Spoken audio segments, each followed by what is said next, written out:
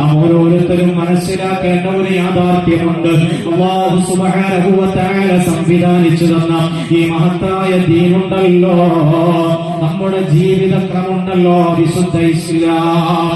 ആ ഇസ്ലാമിന്റെ ആശയാദർശങ്ങളിൽ അടിയുറച്ചു നിൽക്കുന്ന ഒരു മുസ്ലിമിനെ സംബന്ധിച്ചിടത്തോളം അവൻ ചെയ്യേണ്ട കാര്യങ്ങൾ എന്തൊക്കെയാണ്, അവൻ ചെയ്യാൻ പാടില്ലാത്ത കാര്യങ്ങൾ എന്തൊക്കെയാണ്, ഏത് രൂപത്തിലാണ് അവന്റെ സഞ്ചാരം ഉണ്ടാവേണ്ടത്, ഏത് മാർഗത്തിലേക്കാണ് അവൻ പോകാൻ പാടില്ലാത്തത്, ഇതെല്ലാം വളരെ കൃത്യമായി വളരെ വ്യക്തമായി നമ്മുടെ പണ്ഡിതന്മാർ വിശദീകരിച്ചു തന്നിട്ടുണ്ട്. നമ്മുടെ നേതൃത്വം നമുക്ക് പകർന്നു തന്നിട്ടുണ്ട്. ആ പകർന്നു തന്ന ദീനീ വിജ്ഞാനം അനുസരിച്ച് ജീവിക്കുക എന്നത് ഒരു വിശ്വാസിയുടെ ബാധ്യതയാണ്. യാത്ര പോകണ്ട എന്നല്ല, ഒരു സ്ത്രീ യാത്ര പോകുന്നത് വിവാദമാക്കേണ്ടതില്ല. പക്ഷേ ആ യാത്ര പോകുമ്പോ പാലിക്കേണ്ട മര്യാദകൾ നമ്മൾ പാലിക്കണ്ടയോ? ഓ എന്റെ പ്രിയപ്പെട്ട ഉമ്മ, എന്റെ പ്രിയപ്പെട്ട പെങ്ങളെ, നീ നിന്റെ വീടിന്റെ പുറത്തേക്ക് ഇറങ്ങുമ്പോ നിന്നോട് പാലിക്കാൻ പറഞ്ഞ ചില മര്യാദകളുണ്ട്, ധരിക്കാൻ പറഞ്ഞ ചില വസ്ത്രരീതികളുണ്ട്, ഉപയോഗിക്കാൻ പറഞ്ഞ വസ്ത്രങ്ങളുണ്ട്, പാലിക്കേണ്ട ആദരവുകളുണ്ട്. അതൊക്കെ പാലിച്ചുകൊണ്ടേ പുറത്തേക്ക് പോകാൻ പാടുള്ളൂ.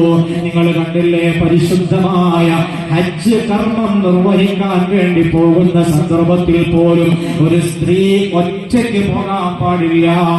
നിർബന്ധമായ അമലല്ലയോ, ഇസ്ലാമിന്റെ പഞ്ചസ്തംഭങ്ങളിൽപ്പെട്ട അമലല്ലയോ, നിസ്കാരം പോലെ, നോമ്പ് പോലെ, സക്കാത്ത് പോലെ വളരെ പ്രാധാന്യമേറിയ അമലല്ലയോ.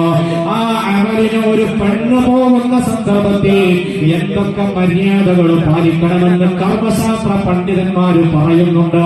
ഒന്നെങ്കിൽ അവരുടെ പിതാവ് കൂടെ ഉണ്ടാകണം, അല്ലെങ്കിൽ സഹോദരൻ കൂടെ ഉണ്ടാവണം, അഥവാ മഹ്റമായ ആള് കൂടെ ഉണ്ടാകണം, അതല്ലെങ്കിൽ ഭർത്താവ് ഉണ്ടാകണം, മകൻ ഉണ്ടാകണം.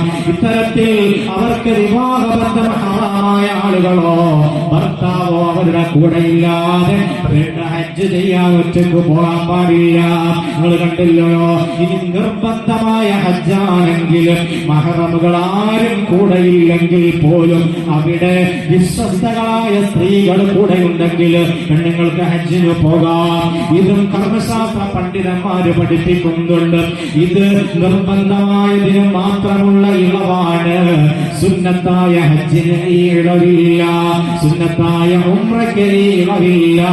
സുന്നത്തായ ഹജ്ജിനോ സുന്നത്തായ ഉംറയ്ക്കോ പോകുമ്പോ മഹറമോ ഭർത്താവോ കൂടെ ഉണ്ടാകൽ നിർബന്ധമാണ്.